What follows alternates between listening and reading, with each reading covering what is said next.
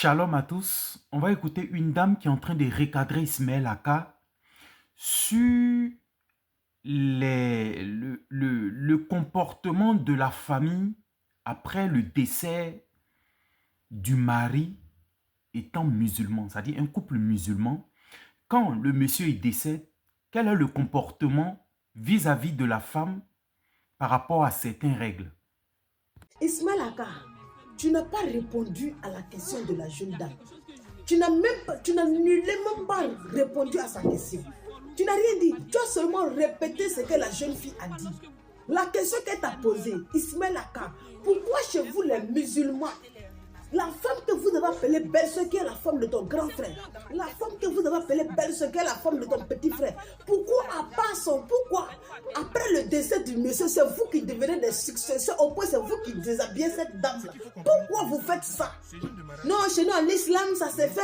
Mais pourquoi elle est obligée d'accepter? Pourquoi elle est obligée d'accepter? On demande son avis, mais elle n'était pas obligée d'accepter. Tu n'as rien répondu. Vous faites des phrases qui n'ont ni queue ni tête. Pourquoi elle est obligée de respecter? Pourquoi quand un homme dit pourquoi, déjà pour moi, il te renvoie quoi? Pourquoi ni changer quand? Pourquoi ni a fait? Ni te tcheka ko bla ko dans la ce que tu ne pas non elle n'a pas talon elle finit sur elle là on me vania sakadaïma. Ma petite soeur, chez nous en Afrique, surtout chez les musulmans, si tu vois une femme qui est remariée au petit frère de son papa ou bien au grand frère de son papa, la première des choses c'est les biens. La première des choses, ça n'a rien à voir avec l'islam, c'est les biens. C'est que celui qui est décédé, le défunt qui est décédé là, il avait des biens. Donc, pour ne pas que la femme part avec ses biens, ses enfants, ils disent qu'un enfant marié, on les appelle Tiemousso. C'est ce qui même a créé beaucoup de conflits. On les appelle Tiemousso. Ou bien, donc non, faut pas il veut partir, elle n'a qu'à laisser en famille, on va s'occuper de l'enfant. C'est pas à cause de l'enfant, c'est à cause du bien que le grand frère a laissé. Deuxième, si tu vois que un défunt, c'est son frère, c'est son petit frère qui couche avec sa femme. Deuxième, c'est parce qu'il était amoureuse de la fille. Il a courtisé la fille depuis fort longtemps. D'autres même vont au point de vous dire que le jour ton mari meurt, c'est moi je te marie. D'autres te disent ça au vivant de ton grand frère. Chez nous les musulmans, on voit que tu ne meurs. On sait qui va prendre ta femme. On connaît que cette femme-là dit, l'homme qui m'a déshabillé dans cette famille, personne ne me déshabillera plus. Alors si elle dit ça avant le décès de son mari, ou après le décès de son mari, ils vont lui montrer ce qu'on appelle l'humiliation, la honte. Ils vont la réduire en miettes. Moi, il y a ma grande soeur qui s'est mariée avec un monsieur. Quand il est décédé, c'était un journaliste, quand il est décédé, ils ont voulu faire ce chantage. La petite maison que le monsieur avait laissée dedans avec ses enfants, ils ont dit nadaï. Qu'elle ne reste pas parce qu'elle dit qu'elle ne veut plus marier quelqu'un de cette famille. Elle ne veut plus se faire déshabiller par un frère. Même sans, elle ne peut pas. Surtout celui qu'elle appelait beau-frère un jour. Elle ne peut pas se déshabiller devant l'homme comme ça. Il dit, il n'y a pas souffrance, ils n'ont pas mis ici ma soeur. Parce qu'on se lève pour aller la chercher pour la ramener à la maison. Chez nous, la femme n'a pas de droit à la femme n'a pas droit à la parole. Les musulmans sont des personnes qui incarnent ta vie. C'est-à-dire que ta vie, toi, tourne autour de leurs pieds. Chez les musulmans, la femme n'a pas droit à la parole parce que c'est une chose. C'est quelque chose qui n'a pas de sens. Elle ne peut pas parler devant quelqu'un qui a deux testicules et l'ompine. Elle ne peut pas parler. Parce que pour eux, ce qui fait de eux l'homme là, ce qui fait qu'ils te dominent, ils peuvent te frapper, ils peuvent te tuer, ils peuvent t'anéantir de là à là.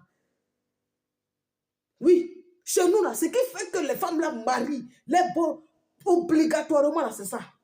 Parfois même troisième, qu'elle dit, bon d'accord, moi je ne vais pas me marier dans la famille, mais je perds mon enfant, on l'arrache l'enfant. Bon, quand l'enfant, elle décide de laisser l'enfant en famille, on lui dit de ne plus mettre les pieds dans la famille. On la prive de ses enfants. C'est-à-dire, on te fait du chantage émotionnel, on te fait du chantage au point, tu es obligé de rester dedans. Voilà les paroles. C'est la phrase qui est là. C'est-à-dire tu n'as pas de choix. Si tu refuses, on va réduire ta vie en miettes.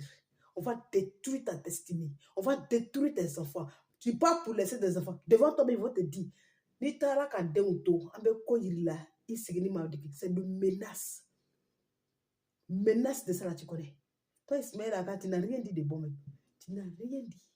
Tu n'es pas encore mort dans la famille. Le petit frère de ton grand frère qui te cotise, c'est qu'après son grand frère va te baiser. Parfois, ils sont pressés que ton mari meurt parce que lui doit te baiser. Quatrième chose, s'il voit que tu es tout à l'aise avec ton mari, vous êtes gentils ensemble, vous êtes bien ensemble, vous entendez ensemble. Du fait que lui, il est marié à une femme qui ne lui fait pas ça. Il est marié à une femme, et ils sont mariés, lui et sa femme, il n'y a pas de câlin, il n'y a pas de cette attirance, il n'y a pas de ce feeling là. Il est pressé que ton mari meure pour que toi, tu fasses ça sur lui. Alors c'est eux là, les pervers narcissiques, des pédophiles, si tu n'as pas accepté, maman, il risque de détruire même toute ta destinée. Parce qu'il ne va pas te rater les babadis. Ismaël Aka, la religion, vous nous montrez chaque jour que Dieu fait que la religion, c'est du mépris envers la femme. La religion est le mépris envers la femme. Vous nous montrez ça chaque jour que Dieu fait. Que la religion n'a rien fait de bon pour la femme. La religion n'a rien fait. La femme a cette obligation. Mon frère, ma soeur chrétienne, tu as entendu? Surtout nos sœurs chrétiennes.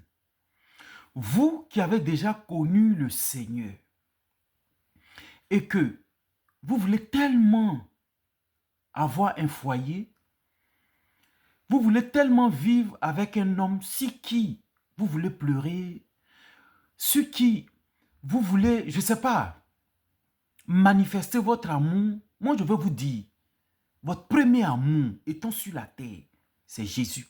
Jésus est l'époux qui ne trahit jamais. Jésus est l'époux fidèle.